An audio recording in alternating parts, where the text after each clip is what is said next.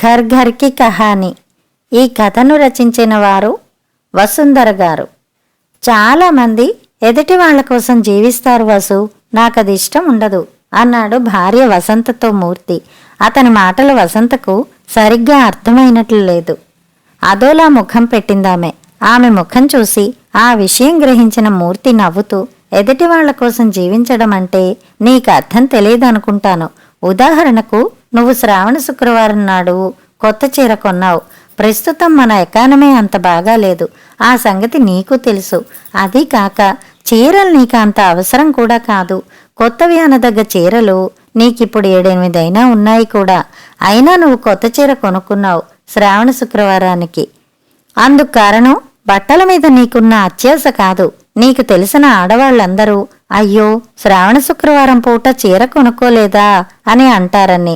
అది జాలి కావచ్చు, దెప్పి పొడుపు కావచ్చు, కానీ దాన్ని నువ్వు భరించలేవు. అది తప్పించుకోవడం కోసం అప్పైనా చేసి చీర కొనుక్కుంటావు. దీన్నే ఎదుటి వాళ్ల కోసం జీవించడం అంటారు అంటూ ముగించాడు మూర్తి. వసంత ముఖంలో ఉడుకు మొత్తనం ఛాయలు కనిపించాయి. ఆహాహా, ఒక్క చీర కొని ఎంత ఉపన్యాసం ఇచ్చారండి. ఏదో 4 నెలల తర్వాత ఓ కొత్త చీర కొనుక్కుంటే మీకంత ఇదిగా ఉంది. శ్రావణ శుక్రవారం పూట ఎంత లేనివారైనా కొనుక్కుంటారు అందామె. మన అవసరాన్ని బట్టి, స్తోమతను బట్టి బట్టలు కొనుక్కుంటాం గాని ఇబ్బంది పడుతూ, అప్పులు చేస్తూ ఆనందంగా పండగలు జరుపుకోలేం కదా అన్నాడు మూర్తి. ఏమో బాబు, మీకు సరదా లేదు, పాడు లేదు. అందరితో పాటు చేసుకునే పండగలో ఉన్న సరదా మన దగ్గర డబ్బున్నప్పుడు ఒక్కళ్ళము ఒంటిపిల్లి రాకాసలా చేసుకోవడంలో ఏముంటుంది అంటూ విసురుగా అక్కడి నుంచి లేచి వెళ్ళిపోతూ, పక్కింటావిడ ఈ రోజు కూడా ఓ చీర కొనుక్కుంది. ఈ నెలలో ఆవిడ కొన్న 3వ చీర అది అనేసి భర్త ముఖం కేసైనా చూడకుండా వెళ్ళిపోయింది వసంత. భార్య కోపం వచ్చిందని గ్రహించాడు మూర్తి. అతను ఆమె వెనకే వంటింట్లోకి వెళ్ళి, నా మీద కోపం వచ్చిందా వసు? నిన్ను నొప్పించాలన్నది నా అభిమతం కాదు. నువ్వు కొత్త చీర కట్టుకుంటే నాకంటే సంతోషించేవాళ్ళెవరు చెప్పు? ఏదో నా ఇబ్బంది కొద్దీ అలాగన్నాను కానీ అన్నాడు. వసంత మాట్లాడలేదు. మౌనంగా వంట ప్రయత్నం మొదలుపెట్టింది. మూర్తి ఇంకా ఏవో మాట్లాడబోయాడు కానీ నిద్రపోతున్న వారి ఏకైక పుత్రికారత్నం సరిగ్గా అప్పుడే మేల్కొని రాగం మొదలెట్టడంతో వసంత తరుగుతున్న కూరను అలాగే వదిలేసి లేచి వెళ్ళిపోయింది. ఆమె వెళ్ళిపోగానే మూర్తి ఆలోచనలో పడ్డాడు. వసంత మూర్ఖురాలు కాదు, పియూసీ చదివింది. దారుణమైన ఖర్చు మనిషి కాదు. డబ్బును ఎలా ఆదా చెయ్యాలో ఆమెకి తెలుసు. అంతేకాక భర్తకు తెలియకుండా డబ్బు దాచే అలవాటు కూడా ఆమెకు లేదు. తను ఆదా చేసిన ప్రతి పైసా వివరము ఆమె భర్తకు చెబుతుంది. అయితే ఆమెలో ఉన్నది ఒకటే లోపం. అది లోపమని అంతా అనలేరు. మూర్తి దృష్టిలో మాత్రం అది లోపమే. ఎదుటివారి ప్రభావానికి ఆమె అతి సులభంగా లోనవుతుంది. ఒక్కొక్కప్పుడు ఆమె జీవించేది కేవలం ఎదుటివారి కోసమైనా అన్న అభిప్రాయం అతనికి కలిగేటంత సులభంగా ఆమె ఎదుటివారి ప్రభావానికి లోనవుతుంది. మూర్తి జీతం మరీ అంత తక్కువేం కాదు. అతనికి అన్ని కటింగులు పోను. నెలకు చేతికి 450 పైచిలకు వస్తుంది. ఇంటి ఖర్చులకు 300 పైచిలకు పోగా అతనికి కనీసం 100 రూపాయలు పైగా మిగులుతుంది. ఆ డబ్బుతోనే అతను చీరలు కొన్నా, ఫర్నిచర్ కొన్నా, ఏం చేసినా. ఇది కాక ఏడాదికో 2000 రూపాయలు భూముల మీద ఆదాయం వస్తుంది. ఈ రెండూ కలుపుకుంటే అతని ఆర్థిక పరిస్థితి మంచిదేనని తేలుతుంది. అయితే జీవితం అన్నాక ఒడిదుడుకులు లేకుండా ఉండడం కష్టం కదా. అనుకోని ఖర్చులు తగలవచ్చు. అదీ కాక నెల నెల అతను కొంచెం డబ్బు పోస్టల్ సేవింగ్స్లో దాస్తున్నాడు. మరికొంత ఇన్సూరెన్స్ ప్రీమియం కడుతున్నాడు. ఇలా అన్నీ పోను చూసుకుంటే అతని చేతిలో పెద్దగా మిగిలేదేమీ ఉండదు. కాపురం పెట్టినప్పటి నుంచి వసంత పూర్తి సహకారం లభించడం వల్లనే సంసారానికి అవసరమైన చాలా వస్తువులు అతను కొనగలిగాడు. వాళ్ళింట్లో gas stove, pressure cooker, dining table, sofa set వగైరాలున్నాయి. మూర్తికిప్పుడు తన సంసారాన్ని గురించి సంపూర్ణమైన సంతృప్తి ఉంది. వసంతకు కూడా అంతే. 5-6 నెలల క్రితం వరకు. మూర్తి కాపురం పెట్టి 6 ఏళ్లయింది. అతని తొలి సంతానం ఆడపిల్ల 10 నెలల క్రితం పుట్టింది. 7 నెలల క్రితం వసంత పుట్టింటి నుంచి వచ్చింది. పిల్ల పుట్టినప్పటి నుంచి వసంతలో మార్పు కనబడసాగింది. ఇదివరకటి పొదుపరితనం ఆమెలో తగ్గింది. బజార్లో కంటికి నదరగా కనిపించిన ప్రతి వస్తువును పాపకు కొందామంటుంది. చంటిదానికి బొత్తిగా అరడజన మాత్రమే గౌనులున్నాయంటుంది. నెల నెలా ఎదిగే కూతురికి డజన్ల కొద్దీ బట్టలు కొనడానికి మూర్తికి అయిష్టంగా ఉండేది. మొట్టమొదటి పిల్లకి ఆ మాత్రం ముచ్చట జరగకపోతే ఎలా అంటుంది వసంత. ఆమెను సమాధానపరచడం చాలా కష్టమైపోయేది మూర్తికి. ఎంత కష్టమైనా ఆమెను సమాధానపరచడానికే ప్రయత్నించేవాడు మూర్తి. కానీ ఆమె అడిగిన ప్రతిదీ మాత్రం కొనేవాడు కాదు. చూడు వసు, అది చిన్నపిల్ల. నువ్వు కొత్తగా కొంటే సంబరపడ్డం దానికి తెలియదు. బట్టలు కొనకపోతే దానికి బాధ లేదు. అదీ కాక నెల నెలా ఎదిగే పిల్ల. ఈ నెలకు కొన్నవి పై నెలకు పనికిరావు. అంచేత నెలకు ఒకటో రెండో కొంటే సరిపోతుంది. దాని గురించి డబ్బు వృధా చేయడం మాని ఏ సేవింగ్స్ అకౌంట్లోనో 5 ఏళ్ల పాటు నిలవేస్తే అది నిజంగా ఆనందించే సమయానికి ఆ డబ్బుతో దానికి బోలెడు కొనవచ్చు అనేవాడతను. ఈ మాటలు కాదనలేకపోయేది వసంత. కొందామనుకున్నది కొనడం వీలుపడలేదని అసంతృప్తిగా ఉన్నా అప్పటి మటుక్కు మాట్లాడకుండా ఊరుకునేది. అదే మూర్తికి కావలసింది. ఈ విధంగా భార్యతో నెగ్గుకు వస్తున్న మూర్తికి సరిగ్గా 5 నెలల క్రితం పెద్ద కష్టం వచ్చి పడింది పక్కింటి పంకజాక్షి రూపంలో. సరిగ్గా 5 నెలల క్రితమే పంకజాక్షి గారు మూర్తికి పక్కవాటాలో దిగింది. అన్నాళ్ళు ఆ వాటాలో ఇంటి వాళ్లే ఉండేవాళ్లు. ఇంటాయనకు ఢిల్లీలో పెద్ద ఉద్యోగం దొరకడంతో ఆ ఊళ్ళోని చిన్న ఉద్యోగాన్ని వదిలిపెట్టి వెళ్ళిపోయాడు.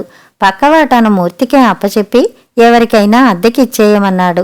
అది చాలా పెద్ద వాటా. అద్దె 150 రూపాయలు. ఇంటాయన మూర్తికి పెత్తనమిచ్చిన 3 వారాల్లోనే పంకజాక్షి గారు ఆ ఇంట్లో పాదం మోపింది. పంకజాక్షి పొరుగుళ్ళోని ఓ లక్షాధికారి కూతురు. ఆమె భర్త ఈ ఊళ్ళో ఒక కంపెనీలో మేనేజర్గా ఉంటున్నాడు. స్వంతిల్లు కట్టుకోగల స్తోమతున్నా అతని ఉద్యోగం ప్రతి 2 ఏళ్లకు ఊరు మారేది కాబట్టి అద్దె ఇంటి అగత్యం తప్పలేదు వారికి. కిరసనాయిలు దీపం పక్క కొవ్వొత్తి కాంతివంతంగా కనిపిస్తుంది. ఎలక్ట్రిక్ దీపం ముందు కొవ్వొత్తి వెలవెలబోతుంది. అన్నీ దీపాలే. అన్నిటి ఉద్దేశము చీకటిని పారద్రోలడమే. అన్నీ మానవుడికి ఉపయోగకరమైనవే. అయితే పక్క ఉన్నప్పుడు వీటిని పోల్చడం అనేది అనుకోకుండా జరుగుతుంది. ఎక్కువ తక్కువలు తేల్చడం కూడా జరుగుతుంది. ఇప్పుడు వసంత విషయంలోనూ అంతే జరిగింది. పంకజాక్షి మరీ వసంత అంత అందమైనది కాకపోయినా ఆకర్షణీయంగా ఉంటుంది. వసంతకు సమవయస్కురాలే కానీ అలంకరణలో ఇద్దరికూ చాలా భేదముంది. పంకజాక్షి అత్యంత ఆధునికంగా అలంకరించుకుంటుంది. ఆమెకు బోలెడు చీరలు, నగలు ఉన్నాయి. ఇంట్లో బోలెడు హంగులున్నాయి. టేప్ రికార్డరు, రేడియోగ్రాము, ఫ్రిజ్ డైరు, ఎలక్ట్రిక్ గ్రైండరు, ఇవి కాక బోలెడు మంది పనివాళ్ళు, వంట మనిషి, తోటమాలి, పని మనిషి. వీళ్ళు కాక నిత్యము వీళ్ళింట్లోనే ఉండిపోయే అవసరాన్ని బట్టి అన్ని రకాల పనులు చేసే మరో పని కుర్రవాడు ఉన్నారు. పంకజాక్షి తమ ఇంటి పక్కకు వచ్చిన వారం రోజుల్లోనే వసంత కొన్ని ముఖ్యమైన విషయాలు గ్రహించింది. పంకజాక్షి కాస్మెటిక్స్కి చేసే ఖర్చు తమ పాల ఖర్చుకు 2 పంకజాక్షి ఇక పనికి రావు, చాలాసార్లు కట్టేశాను, పాతవైపోయాయి అనుకునేలాంటి చీరలు తనింకా కొత్తవి అనుకునేలా ఉంటాయి. పంకజాక్షి వారానికి ఒకసారి చాకలికి వేసే బట్టలు తమ వీధి వాళ్ళందరూ కలిసి నెల్లాళ్ళు వేసేటన్ని ఉంటాయి. పంకజాక్షికి వారం రోజుల్లో అయ్యే ఖర్చు తన మగడి జీతం ఒకటే. ఇవన్నీ కలిసి వసంతకు పంకజాక్షిపై అసూయ కలిగించలేదు. అందుకు బదులు వసంతకు ఆమెపై విపరీతమైన గౌరవభావం కలిగింది. అందుకు కారణం పంకజాక్షి ప్రవర్తనే అని చెప్పాలి. పంకజాక్షి ఎప్పుడూ దర్పాన్ని ప్రదర్శించలేదు. అనగా ఆమె గర్వం లేదని కాదు. వసంతతో మాత్రం చాలా ఆప్యాయంగా మాట్లాడేది. వసంతను ప్రతి విషయంలోనూ తనతో సమానం చేసేది. ఇది వసంతకు చాలా ఆనందాన్ని కలిగించేది. తన దర్పాన్ని వసంత ముందు ప్రదర్శించే ముందు వసంత ఇంట్లోని వస్తువుల్ని మెచ్చుకునేదామె. అందువల్ల కలిగిన ఆనందంలో పంకజాక్షి ప్రదర్శించిన ఎంతటి దర్పాన్నైనా భరించగలిగేది వసంత. మీ డైనింగ్ టేబుల్ చాలా బాగుంది, చాలా ఆకర్షణీయంగా ఉంది. కొనుక్కుంటే ఇలాంటి అందమైనవే కొనుక్కోవాలి. మేం కొనేటప్పుడు కూడా ఇలాంటివే తీసుకుందాం అనుకున్నాం. అయితే మా వారున్నారు చూడండి, ఆయన ఖరీదు పట్టింపు ఎక్కువ. 1000 రూపాయల లోపల అయితే టేబుల్ కొననన్నారు. చచ్చినట్టు ఇదే కొన్నాం. వస్తువుకి అందం ముఖ్యం కానీ ఖరీదు ముఖ్యంటండి అనేదావిడ తన డైనింగ్ టేబుల్ చూపించి. వసంత వెంటనే, అలాగనకండి, మీ టేబుల్ చాలా బాగుంది, ఖరీదుకి క్వాలిటీకి బోలెడు సంబంధం ఉంది అనేది మనసులో సంబరపడుతూ, ఈ చీర ఎంత కొన్నారండి, చాలా బాగుంది అని ఖరీదు తెలుసుకుని నిట్టూర్చేది. నాకు అలా జీవించాలని ఉంటుంది, అందులోనే బోలెడు హాయి ఉంటుంది, కానీ మా వారి వల్ల ఖర్చు అలవాటయింది, అలవాటయ్యాక తగ్గించుకోవడం కష్టం కదా, పోన్లేదు, మనకేం లేదా పోదా అని సరిపెట్టుకున్నాను అని నిట్టూరుస్తూ దర్పాన్ని ప్రదర్శించేది. ఇలా మనకేం లేదా పోదా అంటూ ఆవిడ వసంతకి చాలా ఖర్చులు తగిలించింది.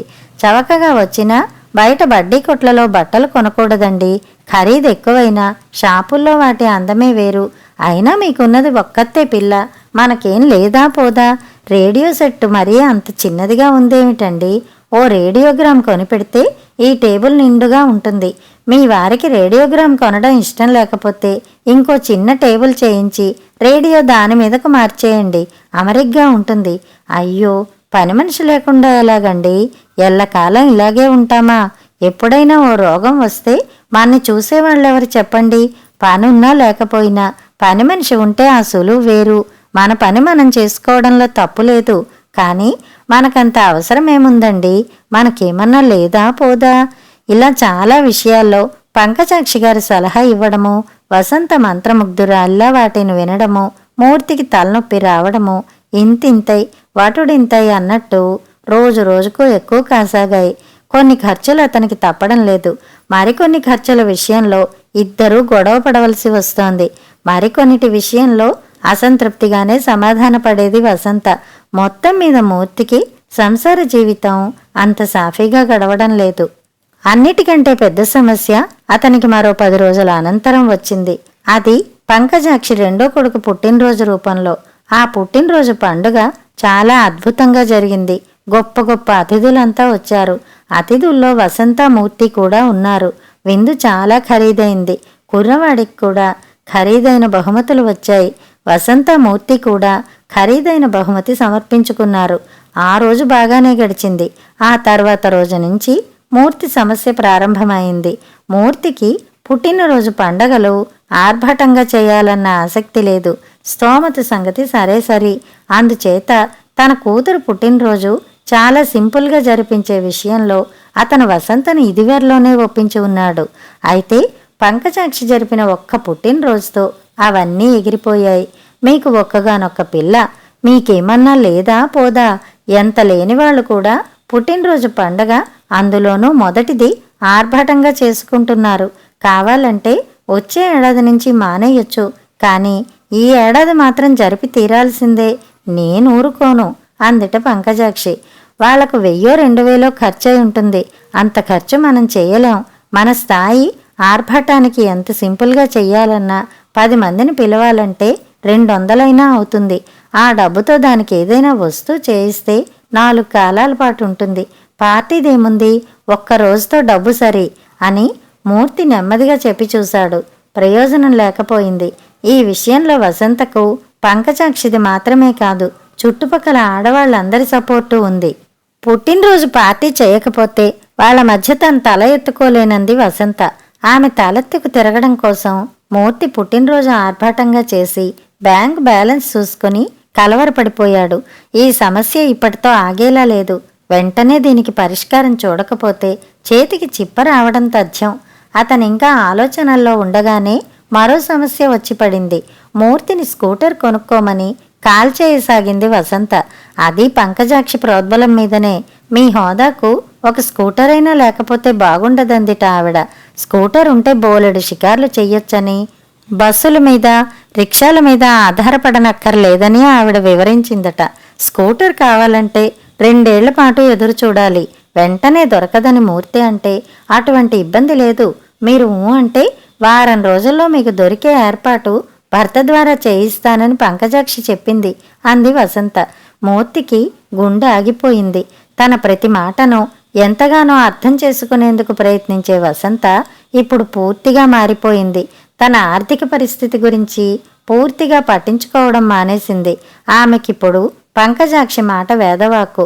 ఈ సమస్యకు పరిష్కారం ఆలోచించడానికి కూడా వ్యవధి లేదు. వెంటనే ఏదో చెయ్యాలి. ఏం చెయ్యాలో అతనికి తోచలేదు.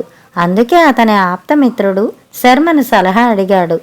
శర్మ చిరునవ్వు నవ్వి, ఒక్కటే ఉపాయం, ఇల్లు మార్చేసేయ్ అన్నాడు.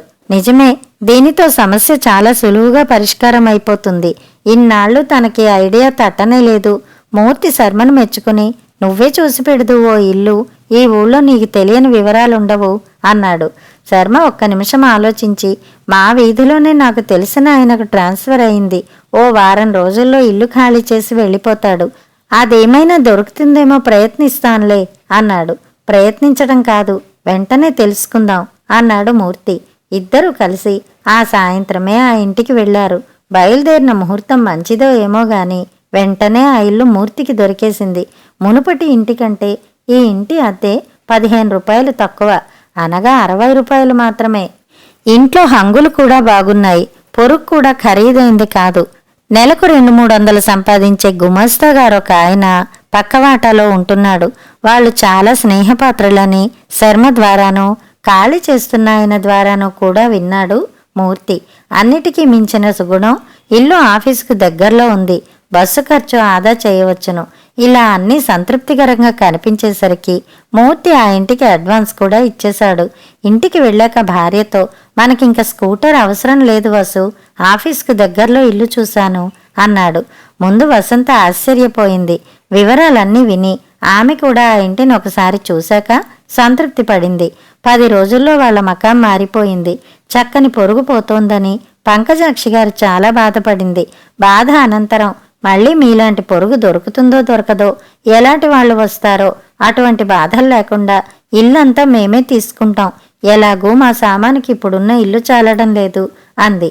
ఇల్లు మారడానికి పంకజాక్షి కారు ఉపయోగించుకుంది వసంత. సామాను మాత్రం ఓ పెద్ద బండిలో వేశారు. మనుషులు కొద్దిపాటి సామాను కారులో బయలుదేరారు. అద్దె తక్కువైనా ఇల్లు బాగుంది అంటూ మెచ్చుకుంది పంకజాక్షి. అద్దె తక్కువైనా అనే పదాన్ని ఒత్తి పలుకుతూ, మమ్మల్ని మర్చిపోకండే అని. పోనీ కారుంది కదా, మీరే రాకూడదా అంటారేమో. అది నిజమే, నేనెలాగో వస్తుంటాను, మీరు కూడా వస్తుండాలి మరి అని వెళ్ళిపోయింది పంకజాక్షి. కొత్త ఇంట్లో అడుగుపెట్టిన కొన్నాళ్ల పాటు పంకజాక్షిని మర్చిపోలేకపోయింది వసంత. కానీ పక్కింటి శ్రీదేవి గారి పరిచయంలో క్రమంగా ఆమెను మరిచిపోగలిగింది. శ్రీదేవి నెమ్మదస్తురాలు, చక్కగా మాట్లాడే నేర్పు ఉంది. అదీ కాక అంతస్తులో వసంత కంటే ఎక్కువది కాదు. ఈ మూడింటి వల్ల వసంతకు శ్రీదేవి బాగా నచ్చింది. శ్రీదేవి ఇంట్లో అన్ని రకాల సదుపాయాలు లేవు. బొగ్గుల మీద వంట, ఇంట్లో చెప్పుకోదగ్గ ఫర్నిచర్ లేదు. అయినా వాళ్ళ ఇల్లు మాత్రం చాలా నీట్గా ఉంటుంది. ఇవన్నీ చూశాక తన స్థితి గొప్పదేనని గ్రహించిన వసంతకు కొంత సంతృప్తి మిగిలింది. అదే సంతృప్తిని ఆమె భర్త దగ్గర కూడా వెలుబుచ్చింది. మూర్తి అపరిమితానంద భరితుడై శర్మకు మనసులోనే ధన్యవాదాలు అర్పించుకున్నాడు. 6 నెలల సావాసంలో వారు వీరవుతారన్న సామెత వసంతకు వర్తించింది. ఆమెకు పంకజాక్షి లక్షణాలు చాలా అంటుకున్నాయి. ఆమె శ్రీదేవి ఇంటి శుభ్రతను గురించి మెచ్చుకుంటూ ఆమెను తనతో సమానం చేస్తూనే తన దర్పాన్ని ప్రకటించసాగింది. అంతటితో ఆగిపోతే సరిపోయేది. సలహాలు ఇవ్వడం కూడా ప్రారంభించేది. చూడండి, పొద్దునే లేచి కుంపటితో ఏమవస్థ పడతారు? గ్యాస్ స్టవ్ ఉంటే ప్రాణం హాయిగా ఉంటుంది. ఒక్కసారి డబ్బు పోయక్కర్లేదు. నెలకో 25 రూపాయలు చొప్పున ఏడాదో 10 నెలల్లో వాయిదాలు కడితే సరిపోతుంది. ఆ మాత్రం ఖర్చు చేయలేరా మీ ఆయన? మనకు ఆ మాత్రం తాహత లేదంటారా అనేది. గ్యాస్ స్టవ్ సుఖాన్ని కళ్ళారా చూసిన శ్రీదేవి మంత్రముగ్ధురాల్లా ఈ మాటలు వినేది. ఫలితంగా ఆమె భర్త ఆనందరావుకు సమస్యలు ఏర్పడసాగాయి. చూడు దేవి, వాళ్ళ ఆదాయం వేరు. స్నేహం స్నేహంగానే ఉండాలి, కానీ అనుకరణకు దిగితే భరించడం కష్టం అని అతని భార్యకు నచ్చ చెప్పడానికి విఫల యత్నాలు చేశాడు. ప్రస్తుతం గ్యాస్ స్టవ్ కొనడానికి సరిపడ్డ డబ్బు తన వద్ద లేకపోలేదు. కానీ అనుకోని ఖర్చులు తగిలితే తట్టుకోవడానికి కొంత నిల్వ అవసరం. అయితే శ్రీదేవి అవసరాన్ని గుర్తించలేదు. మొత్తం మీద ఆమె భర్త చేత గ్యాస్ స్టవ్ కనిపించింది. గ్యాస్ ఆదా కావాలంటే ప్రెషర్ కుక్కర్ ఉండాలటండి. ఓ 125 రూపాయలు వేళ ఖర్చు చేసిన ఓ ఏడాదిలో ఆ సొమ్ము మనకు గ్యాస్లో ఆదా అవుతుంది. మగవాళ్ళు మనకు తెలియకుండా డబ్బు నిలవేస్తూనే ఉంటారు. డబ్బు లేదన్న మీ ఆయన అడగగానే గ్యాస్ స్టవ్ కొన్నారా లేదా? మనం పట్టుపట్టడంలో ఉంటుందంతే అంటూ మరో సలహా పారేసింది వసంత. అమలు జరిపేసింది శ్రీదేవి. అప్పుడే గుర్తించేశాడు ఆనందరావు ఇది ఇక్కడితో ఆగేది కాదని. ఒక భయంకర ప్రమాదం తన్ను ఆవరించుకోబోతోందని గ్రహించిన అతను ఆ రాత్రి భార్యకు పెద్ద హితోపదేశం చేశాడు. లోకంలో రకరకాల వర్గాల వ్యక్తులుంటారు. వారి వారి హోదాను బట్టి వారు ప్రవర్తిస్తుంటారు. మనకు ఒకరి ప్రసక్తి ఉండకూడదు. తినడానికి తిండి, కట్టుకోవడానికి బట్ట, ఉండడానికి ఇల్లు, ఈ మూడు ఉన్న ప్రతి ఒక్కరూ అదృష్టవంతులే. ఆ అదృష్టానికి సంతృప్తి చెందడమే మన కర్తవ్యం. అంతేకాని మనకంటే ఎక్కువ అదృష్టవంతులను చూసి అంతటి అదృష్టం మనకు లేదే అని బాధపడకూడదు. అవసరం అనుకునే దాన్ని నిర్వచించడం కష్టం. సాగితే కారు నుంచి విమానం దాకా అన్నీ అవసరమే. కానీ ప్రతి మనిషికి ముఖ్యంగా అవసరమైనవి తిండి, బట్ట, ఇల్లు. మిగతావి తాహతును బట్టి అవసరమవుతాయి. ముఖ్య అవసరాలు మనకు తీరుతూనే ఉన్నాయి కదా. మిగతావి మన ఆర్థిక పరిస్థితిని బట్టి చూసుకుందాం. అన్నీ ఒక్కసారి కొనలేం కదా. నా దగ్గరున్న డబ్బు సంగతి నీకు పూర్తిగా తెలుసు. నేనేం వృధా చేయటం లేదు. కాస్త డబ్బున్నప్పుడల్లా ఒక్కటొక్కటిగా నీ కోరికలు తీర్చడానికి ప్రయత్నిస్తాను. ఏమంటావు? శ్రీదేవి మౌనంగా ఈ ఉపన్యాసాన్ని వింది. అప్పటికేమీ మాట్లాడలేదు. అమ్మయ్యా అనుకున్నాడు ఆనందరావు. మర్నాటి నుంచి మళ్ళీ మామూలే. అది శ్రీదేవి తప్పు కాదని, వసంత మహత్యమని అతను గుర్తించాడు. ఆ గుర్తింపు అతను దృఢపరుచుకోవడానికి మరో నెల పట్టింది. దృఢపరుచుకున్నాక అతనిలో భయం జాస్తిగా పెరిగిపోసాగింది. ఏం చేయాలో తోచలేదు. ఓ రోజు సాయంత్రం ఇంట్లో ఆడవాళ్లు మాట్లాడుకుంటున్న సమయంలో వీధరుగు మీద మూర్తిని పలకరించాడు ఆనందరావు.